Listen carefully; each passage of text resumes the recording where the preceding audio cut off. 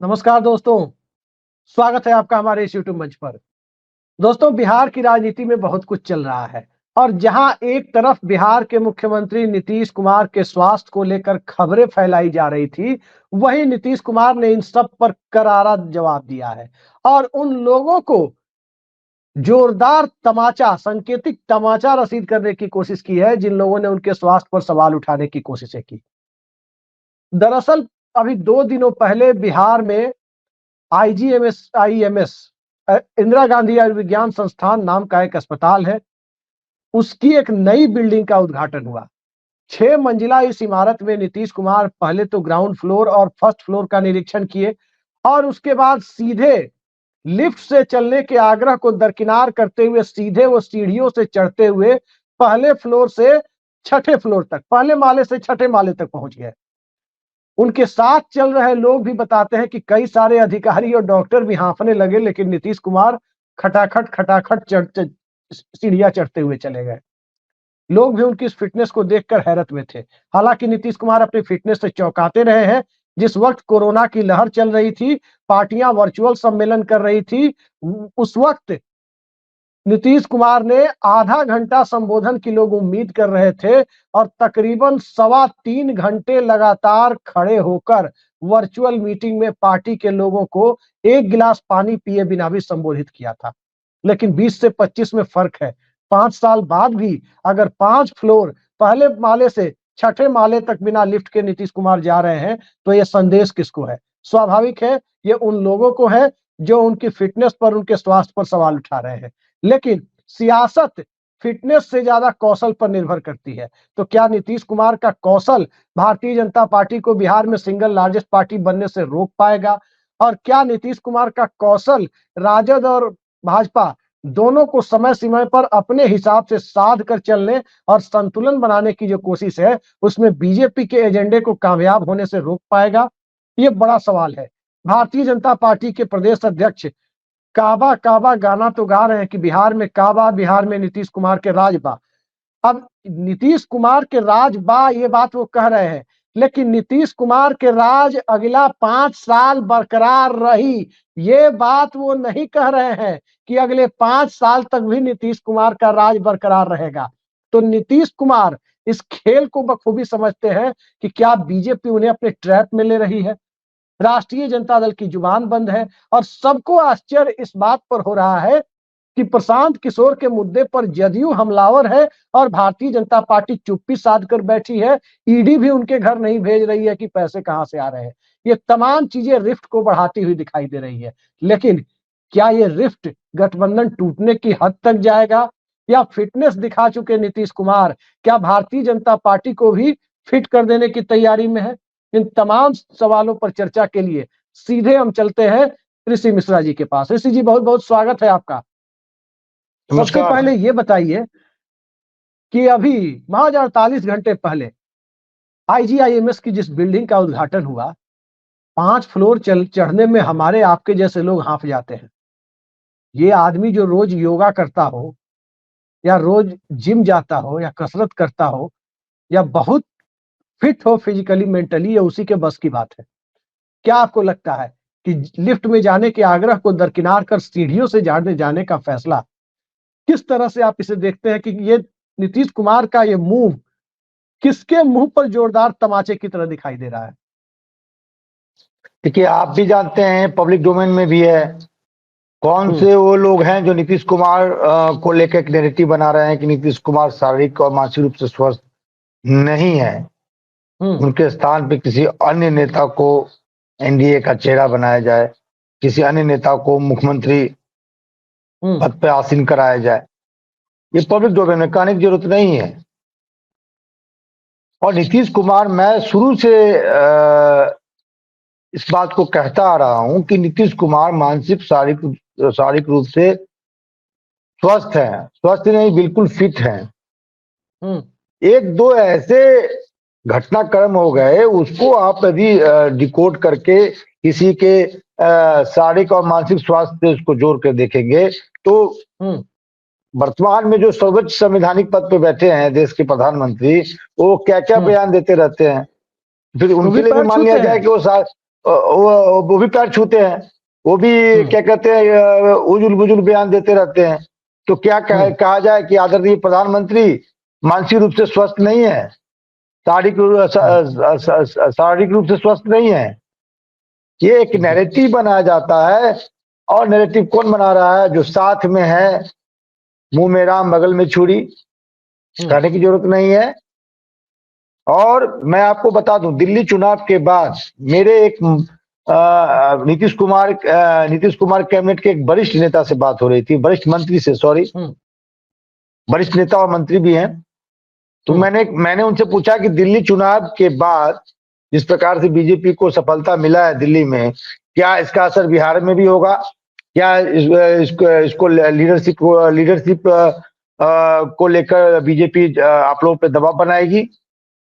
तो उन्होंने हंसते हुए कहा, बहुत शालीन मंत्री हैं और बहुत गंभीर, बहुत कम बोलते हैं, लेकिन वो हंसते हुए कहा, नीतीश कुमार पे कोई दबाव बना सकता है? आप भी जानते हैं अभिषेक जी, तेज तरार पत्रकार हैं, आप जानते हैं नीतीश कुमार पे कोई दबाव बना सकता है? और नंबर टॉप 5 के मिनिस्टर हैं, मैं नाम नहीं लूंगा। तो आप समझ सकते हैं कि नीतीश कुमार भाजपा के लिए जरूरत ही नहीं, कंपल, मतलब क्या कहते हैं कि हम शब्द थोड़ा चयन दूसरा कर लिए, मतलब क्या, मतलब ये मतलब कंपलसरी है, मजबूरी है, बिना मजबूरी है, जरूरी, हाँ जरूरी नहीं, मजबूरी है। बिना भाजपा के आप सत्तासीन नहीं हो सकते हैं, बिना जेडीयू के और भाजपा के कॉम्बिनेशन के कोई भी गठबंधन सत्तासीन नहीं हो सकता है। और खासकर जिस गठबंधन में नीतीश कुमार होंगे उसका पलड़ा भारी होगा। मैं शुरू से कहता हूं, मैं ही नहीं कहता हूं, देश के तमाम पत्रकारों से आप इस पर उनका राय लीजिए। बिहार में 3 पॉलिटिकल पॉकेट्स हैं, 3 पॉलिटिकल पार्टी है, 3 पॉलिटिकल सेंटर हैं। 2 पॉलिटिकल सेंटर जहां होंगे उनका पलड़ा भारी होगा। नीतीश कुमार जिधर जाएंगे, क्योंकि दो ऐसे पॉकेट्स, पॉलिटिकल सेंटर हैं जिनका विचारधारा जो है एक दूसरे से मिलता नहीं है। ये नीतीश कुमार ही हैं जो इधर भी जा सकते हैं या उधर भी जा सकते हैं, और जिधर जाएंगे पलड़ा उसका झुक जाएगा। ये बात तो नीतीश कुमार को, जो पत्रकार, जो बुद्धिजीवी, जो राजनेता नीतीश कुमार को लोकसभा चुनाव में भी खारिज कर रहे थे, और हम लोगों ने कहा, मैंने कहा, आपने भी कहा कि नीतीश कुमार बिहार एनडीए में, और या बिहार टोटल पॉलिटिकल जितने पार्टी है उसमें सिंगल लार्जेस्ट पार्टी बन के उभरेंगे, हुआ भी जी। आप वोट परसेंटेज भी देख लीजिए। ऋषि जी, ये बात आपने बिल्कुल सही कही कि नीतीश कुमार अभी जो बिहार की स्थिति है उसमें जिस गठबंधन में है, उस गठबंधन को बिहार की 243 सीटों में से 180 प्लस सीटें, यानी 3/4 बहुमत आना तय है। इसमें कोई लाग लपेट वाली बात नहीं है। ये एग्जिट पोल वाले बाद में एग्जिट पोल करेंगे, हम लोग अभी से बता रहे हैं। लोकसभा चुनाव में भी हमने और आपने कह दिया था कि बिहार में सिंगल लार्जेस्ट पार्टी वाली स्थिति में लोकसभा में जेडीयू बिहार से जा रही है। कई लोगों को आपत्ति थी, हमारे दर्शकों को भी थी, स्वाभाविक है, आपत्ति करना उनका अधिकार है, लेकिन जो हुआ नतीजा वो पूरे देश ने देखा। अब साफ दिखाई दे रहा है ऋषि जी कि जिस गठबंधन में नीतीश कुमार जाएंगे, अभी बिहार पोस्ट नीतीश कुमार जाने वाली स्थिति में नहीं आया है। जिस गठबंधन में वो जाएंगे 180 सीटें कम से कम उस गठबंधन को मिलेंगी, ये तय। हाँ, एक बात जरूर है कि नीतीश कुमार राजद के साथ मिलकर चुनाव लड़ते हैं, तो वहां जो तीसरे प्लेयर हैं, माले और लेफ्ट पार्टियां, उनका स्ट्राइक रेट बहुत अच्छा रहता है। तो वहां राष्ट्रीय जनता दल माइनस नीतीश कुमार सरकार बना लेगी, ये संभव नहीं है। लेकिन नीतीश कुमार एनडीए गठबंधन में है, तो जितनी सीटें लोक जनशक्ति पार्टी को देंगे, उसके पिछले चुनाव का आप ट्रैक रिकॉर्ड देख लीजिए, कभी 1, कभी 2, कभी 3, यही चलता रहा है 2010 से। वहां स्ट्राइक रेट बेहद खराब है। जीतन राम मांझी की पार्टी बिना नीतीश कुमार के लड़ी थी 23 सीट लेकर के, कितनी सीटें मिली थी? जीतन राम मांझी को अकेले जीते थे 2015 में। उपेंद्र कुशवाहा की पार्टी भी 22-23 सीट लेकर लड़ी थी, 2 सीटें मिली थी, दोनों जेडीयू में चले आए थे। तो वहां जो सहयोगी दल है उनका strike rate minus Nitish Kumar बेहद खराब है, और नीतीश कुमार के साथ रहने पर उनका स्ट्राइक रेट बेहतर हो जाता है। मांझी जी 7 सीट लड़के 4 जीत लिए ना, वहां स्ट्राइक रेट बेहतर हो जाता है नीतीश कुमार के साथ रहने पर, लेकिन वो पाले में खड़े हो जाते हैं बीजेपी के ये नीतीश कुमार को बखूबी पता है। तो अभी आपको क्या लग रहा है, 122 से नीचे नीतीश कुमार क्या मानने के लिए तैयार हैं अब? अब देखिए, इसी बात को लेकर रस्साकसी है। संख्या क्या होगा मैं नहीं कह सकता हूं, लेकिन इसी बात को लेकर रस्साकसी है जेडीयू बीजेपी में। और जो इन दिनों आप बयान देखते हैं लीडरशिप को लेकर, नीतीश कुमार को लेकर, बीजेपी के तरफ से या लोक जनशक्ति पार्टी की तरफ से, कभी कभी जीताराम मांझी की तरफ से, ये कहीं ना कहीं सीटों को लेकर जो एक प्रेशर बनाने का प्रयास एक दूसरे पे किया जा रहा है, उससे मैं इसको जोड़कर देखता हूं।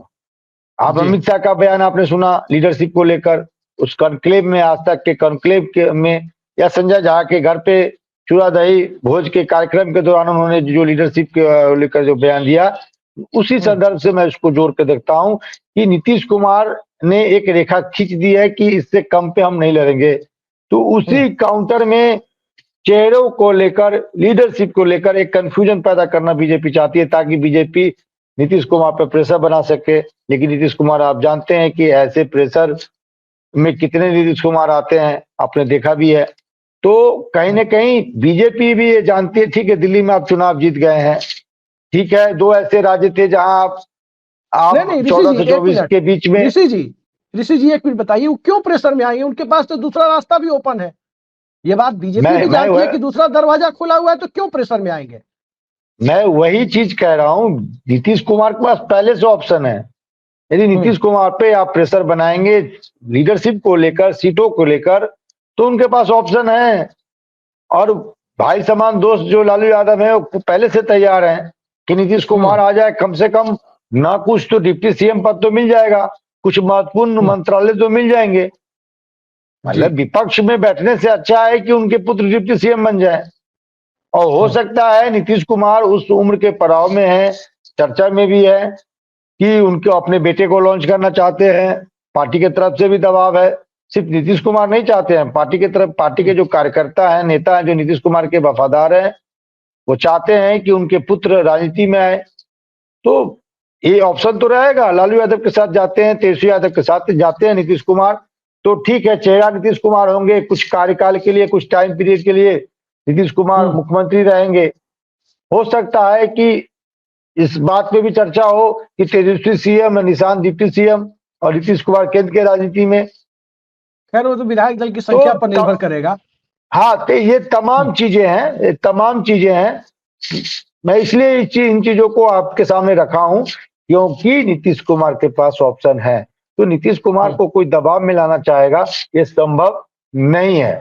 नीतीश कुमार, और आप बता दीजिए ना, भाजपा में नीतीश कुमार का आप आलोचना कर सकते हैं, लेकिन नीतीश कुमार को इग्नोर नहीं कर सकते हैं। नीतीश कुमार के बराबर कौन सा नेता है बीजेपी के पास या जेडीयू में?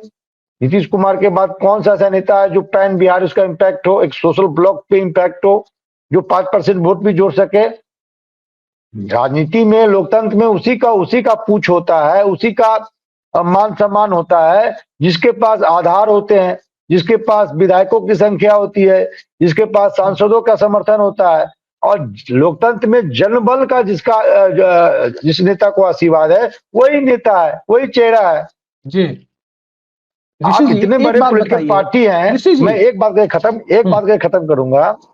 भाजपा इतनी बड़ी पार्टी है, क्यों ना अकेले अपने बलबूते चुनाव लड़ लेती है? क्योंकि उस प्रकार का जन समर्थन नहीं है।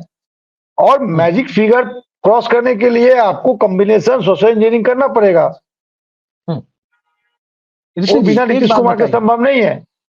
एक बात बताइए, बिहार में हम अक्सर ये देखते हैं, और ये बिहार की मजबूरी है या नीतीश कुमार ने वो यूनिक सिचुएशन बना दी है चाहे अनचाहे में, बिहार की ये मजबूरी है, जिसके समर्थन में नीतीश कुमार, जिसके साथ चुनाव लड़ते हैं, उसकी विपक्षी पार्टियां नीतीश कुमार के कामकाज की आलोचना नहीं कर पाती, क्योंकि जनता पूछती है कि अरे भाई बीच में तो आप भी उनके साथ थे, तो आप कामकाज की आलोचना कैसे कर रहे हैं? अगर नीतीश कुमार राजद के साथ मिलकर चुनाव लड़ते हैं, तो भाजपा वाले किस मुंह से कहेंगे कि नीतीश कुमार का कार्यकाल खराब था? पहली बात। और राजद के, अगर वो भाजपा के साथ मिलकर लड़ते हैं, तो राजद वाले किस मुंह से कहेंगे कि इनका कार्यकाल खराब है? ये बिहार में लंबे समय से हो रहा है, क्योंकि सबने नीतीश कुमार के साथ सत्ता की मलाई खाई है। जनता के बीच जाने पर जनता सीधे पूछेगी, अच्छा आज आपके साथ नहीं है तो खराब है। जिस जाति जनगणना का क्रेडिट ले रहे हैं वो भी वही कराए, आप भी साथ में थे, तो इसका मतलब वो काम भी खराब है। भाजपा वाले को कहा जाता देखिए है नहीं, आप कह रहे हैं प्रधानमंत्री अगर नीतीश कुमार भाजपा का साथ छोड़ दे तो भाजपा वाले कहेंगे कि नीतीश कुमार का राज खराब है, तो लोग कहेंगे प्रधानमंत्री अभी 10 दिन पहले जो बोल रहे थे हेडक्वार्टर से कि नीतीश बाबू आए तो स्थिति बिहार में सुधरी, इसका मतलब वो झूठ बोल रहे थे। तो ये बड़ा यूनिक सिचुएशन है कि प्रशांत किशोर को छोड़ करके कोई भी इस स्थिति में नहीं है कि ये कह सके कि नीतीश कुमार का राज खराब रहा है। क्या लगता है इसमें राष्ट्रीय जनता दल आजकल जो शिथिल पड़ी हुई दिखाई देती है, इसके पीछे कारण क्या है? क्या कोई खेला है देखिए या फिर देखिए स्पष्ट जवाब की कमी है? देखिए आप विधानसभा चुनाव मुहाने पे है और इस प्रकार की शिथिलता यदि किसी आस में तेजस्वी यादव बैठे हैं कि नीतीश कुमार आ जाएंगे, तो हो सकता है कि कोई ऐसी संभावना बने नीतीश कुमार आ जाए। लेकिन मेन विपक्षी पार्टी को इस प्रकार से शिथिलता नहीं बरतना चाहिए जिस प्रकार से तेजस्वी यादव शिथिलता बरत रहे हैं। कोई एजेंडा, कोई नैरेटिव क्रिएट नहीं कर रहे हैं जो 2020 में इन्होंने क्रिएट किया था। रोजगार को लेकर तेजस्वी यादव ने एक बड़ा नैरेटिव क्रिएट किया था और बड़ा जन समर्थन उनको मिला था। यदि बीच चुनाव में वो उजुल गुजुल बयान नहीं दे देते एक किसी खास जाति और वर्ग को लेकर, तो मुझे लगता मुझे उस समय ये लग रहा था और मैं वो उन पत्रकारों में से हूं जिन्होंने दावा किया था कि महागठबंधन आसानी से सत्तासीन होने जा रही है। लेकिन तेजस्वी यादव ने अपने पैर पे खुद कुल्हाड़ी मारा। इस बार के चुनाव में कल भी मेरे एक दिल्ली के बहुत बड़े पत्रकार से बात हो रही थी, तो उन्होंने भी ये माना कि कोई एक दो पिछले चुनाव के तुलना में इस चुनाव में तेजस्वी यादव नैरेटिव क्रिएट करते हुए नहीं दिख रहे हैं। ठीक है, माई बहन योजना को लेकर आए हैं, लेकिन माई बहन योजना को लेकर जिस प्रकार से ग्राउंड में काम करना चाहिए, लोगों के बीच में जाना चाहिए, वो जो उतना जाते हुए नहीं दिख रहे हैं। ठीक है, कभी आलू खरीद लेते हैं, कभी गोभी खरीद लेते हैं, कभी किसी किसान से मिल लेते हैं, ठीक है, लेकिन एक बड़ा नैरेटिव जो क्रिएट करना चाहिए वो करते हुए नहीं दिख रहे हैं। दूसरी तरफ बात यह है कि मैं आज दावे के साथ कहता हूं नीतीश कुमार एनडीए के साथ हैं, बीजेपी के साथ हैं, तो नो डाउट 2/3 मेजोरिटी मिलना उस गठबंधन को निश्चित है। उस गठबंधन का पलड़ा भारी होगा। यदि नीतीश कुमार महागठबंधन में आते हैं तो फिर निश्चित ही महागठबंधन की भी पलड़ा भारी होगी, क्योंकि जो 50-55% का जो चंक बनेगा उसका काउंटर आप नहीं कर सकते हैं। एक आपको सोशल इंजीनियरिंग करना पड़ेगा।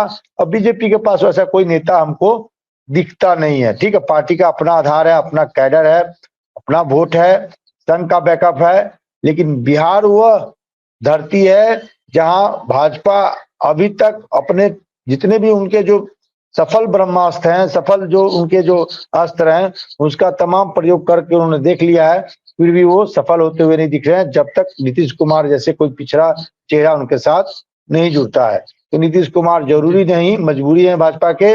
और जो नीतीश कुमार के शर्तों पे आपको राजनीति करना होगा, आज ही देख लीजिए ना, 1-2 मंत्री को छोड़ दीजिए, सम्राट चौधरी को छोड़ दीजिए, तो बाकी मंत्री क्या बिना नीतीश कुमार के पूछे कोई काम कर सकते हैं क्या? हर विभाग में नीतीश कुमार ने, सम्राट चौधरी को थोड़ा मानते हैं, नए भतीजा है, तेजस्वी यादव के बाद एक नए भतीजा के रूप में वो भी आए हैं।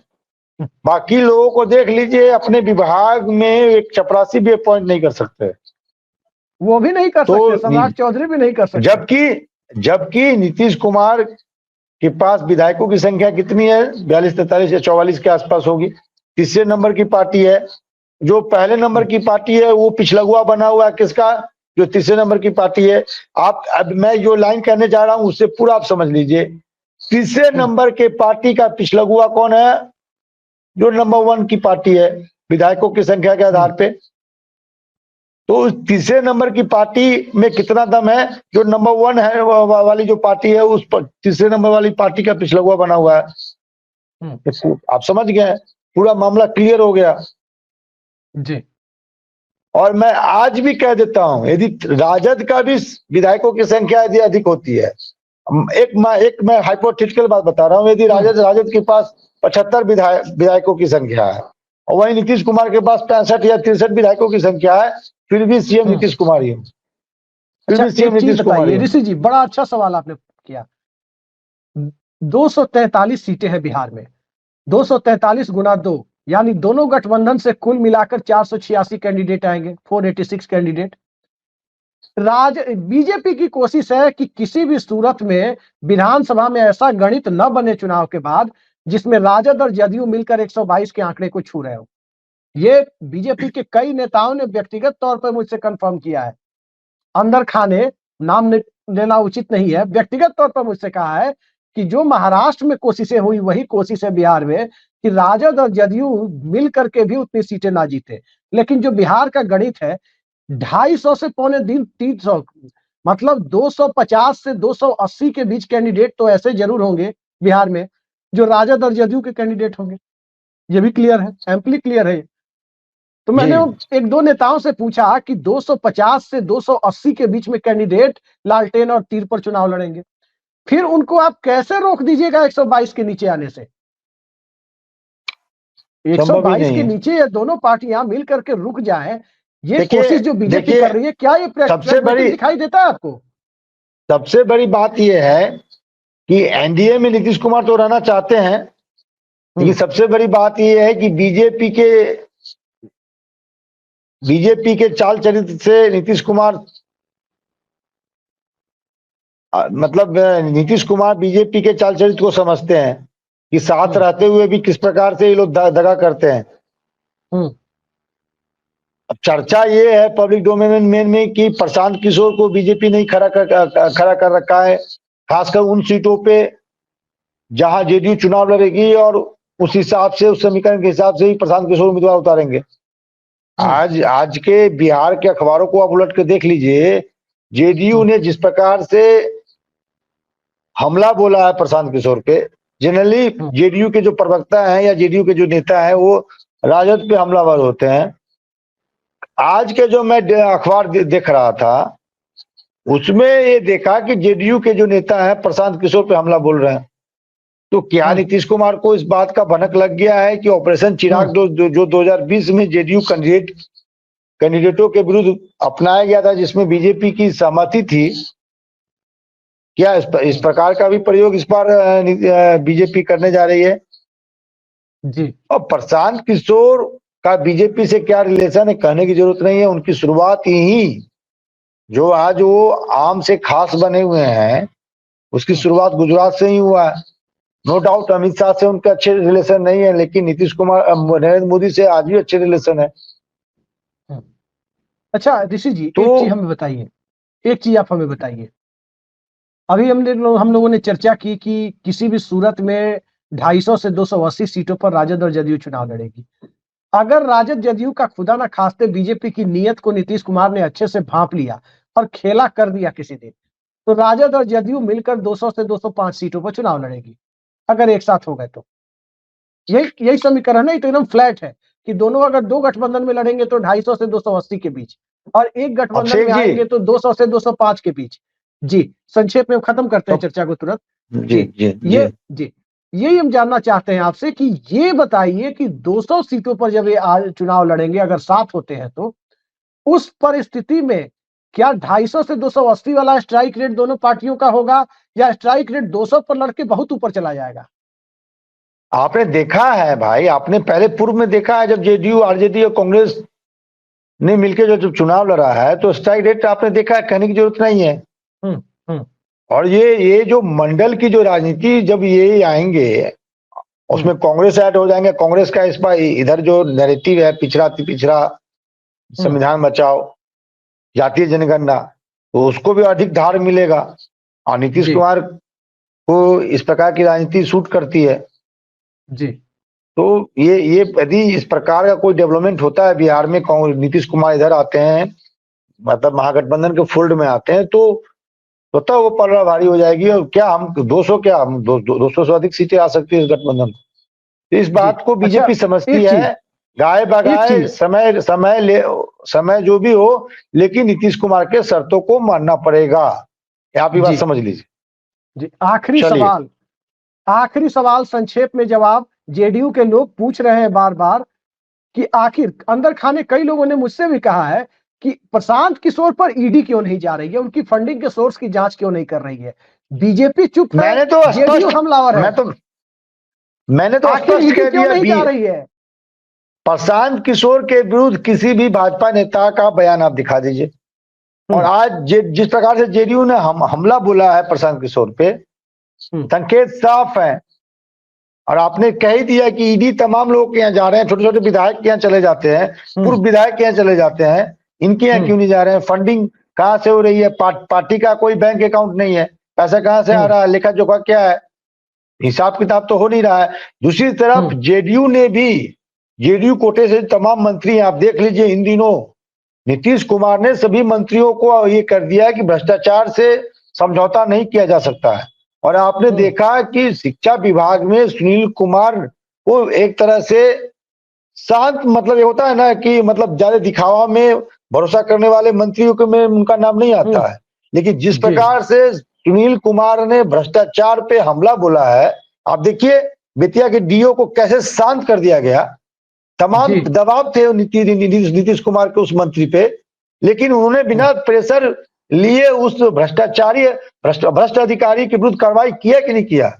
तो नीतीश कुमार के पाले में ऐसे डायमंड हैं, ऐसे मतलब हीरे हैं, और नीतीश कुमार की जो छवि रही है कि भ्रष्टाचार को समझौता नहीं करते हैं, क्राइम में समझौता नहीं करते हैं, कम्युनलिज्म में समझौता नहीं करते हैं, तो ये तो कहीं ना कहीं दर्शा रहे हैं। ये बात समझने की जरूरत है। जी बिल्कुल आपने सही कहा। और बिहार के लिए सबसे बड़ी फ्लाइट की यानी दुर्दशा की स्थिति यही है कि कोई राजनीतिक दल बिहार में ऐसा नहीं दिखाई दे रहा जो स्वस्थ रूप से नीतीश कुमार की सरकार की आलोचना कर सके। 20 साल तक सत्ता में रहने वाली पार्टी और सरकार और नेता, स्वाभाविक है कि उसके सक्सेस है तो उसके फेल्योर की भी कमी नहीं होगी, लेकिन उस फेल्योर को, उस असफलता को जनता के पास ले जाने वाली पार्टी की कमी बिहार में है, क्योंकि सबने उस सत्ता में समय समय पर भागीदारी की है। और यही बिहार की असली दुर्दशा है कि नीतीश कुमार की सत्ता को एक्सपोज करने वाली पार्टी बिहार में दिखाई नहीं दे रही।